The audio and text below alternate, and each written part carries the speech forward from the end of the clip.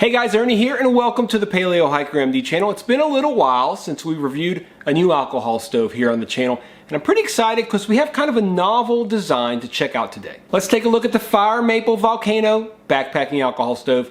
Thanks for watching.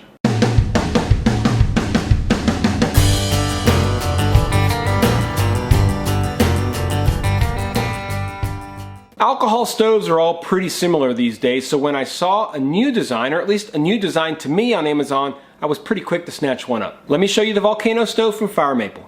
So here's the stove. It comes in this case. This case is pretty big. It's got an area up top to hold maybe like a fuel bottle or something, and then you can actually open the inside and get out your stove and stand. There we go.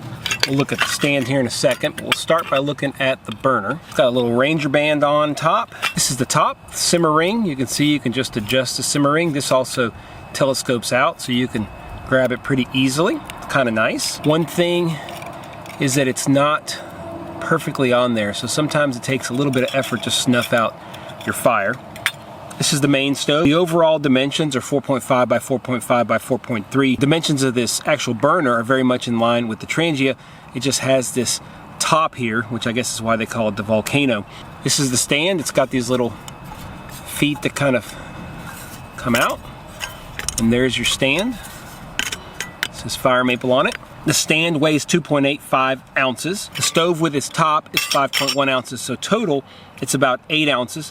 The stove, I'm not sure, probably made of brass, but I'm not 100% sure. The top is stainless steel and aluminum. The stand is aluminum as well. If you take a good look at the stove itself, you put your fuel in here and it collects in the bottom, and then you have this large preheat area.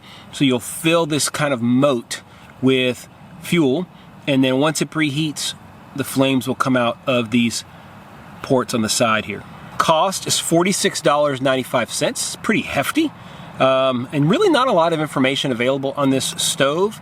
There's not a lot online. There aren't any other videos that I saw about this particular stove. So let me show you guys the priming process and the flame pattern, and then we'll boil some water. It's got this priming plate on the outside. We'll just light it up.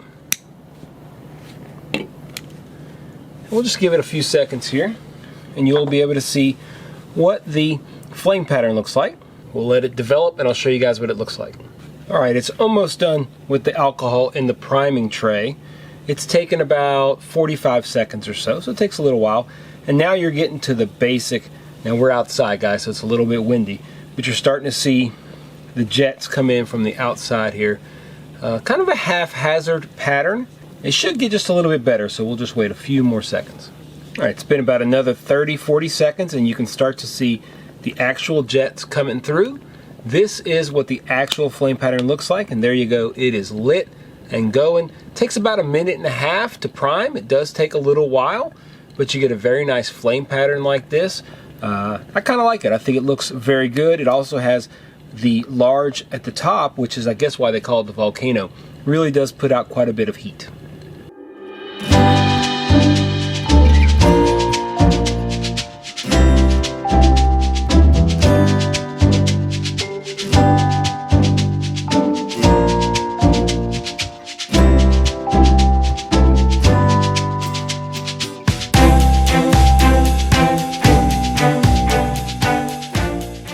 What do I think about this design? Well, I think it's really interesting. I enjoy finding new designs that are a little bit of a tweak on older designs, and I love seeing how they perform. I'm not saying this is a completely novel design. I'm sure people have seen it. It was just new to me, so I picked it up. It really does seem to create a great deal of heat. The way that the flame kind of swirls really puts a lot of heat directly on the bottom of the pan. And again, I was very impressed with the boil time. This beats most of my boil times with a standard Trangia. Of course, there are things I don't like. First of all, the top is very flimsy, very cheap feeling, and honestly, it's loose on top, and the way that it butterflies open, a couple of times I've tried to snuff out the stove, and it doesn't work very well. You have to fiddle with it a little bit to get it to actually snuff out because it doesn't fit real tightly on the stove. The case is just bulky and overkill. I just don't like it. The stand looks good going in, but it is not really good from the standpoint that you can't fit smaller pots. It won't fit standard pots like the Toke 750 or even the Thermostat, which is very, very similar. Any pot basically that's made to nest a Nalgene inside of is too small. Even my Evernew Titanium 900 milliliter Monk pot, which is basically my bigger pot, it is 5 inches wide, really won't work. It is a little too dangerous for me to use it. I ended up using just a regular kitchen pot to do the boil test because I didn't have anything else here with me.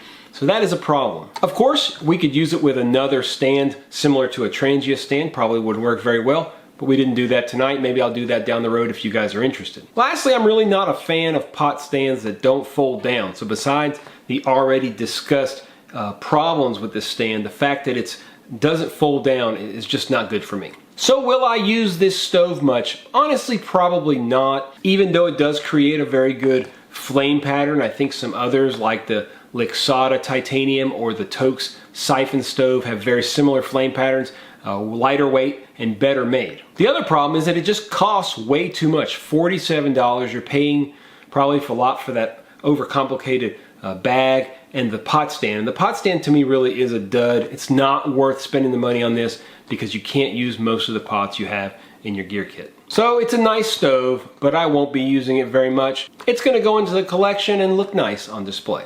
Not sure if you guys are aware, but I have an entire playlist on stoves. Over 100 videos now on that playlist, so make sure you check it out down below and at the end of the video. If you like the video, guys, do me a big favor, hit the thumbs up. Really helps spread things across YouTube and helps this channel grow. If you aren't subscribed, hit the subscription button and make sure you hit the notification bell. If you don't know, that will make sure you're notified as soon as I release a new video. Really appreciate you guys checking out the channel. I'm having a great time here filming videos in Arkansas. As always, guys, I appreciate you checking out the Paleo Hiker MD channel. Stay tuned for more videos soon.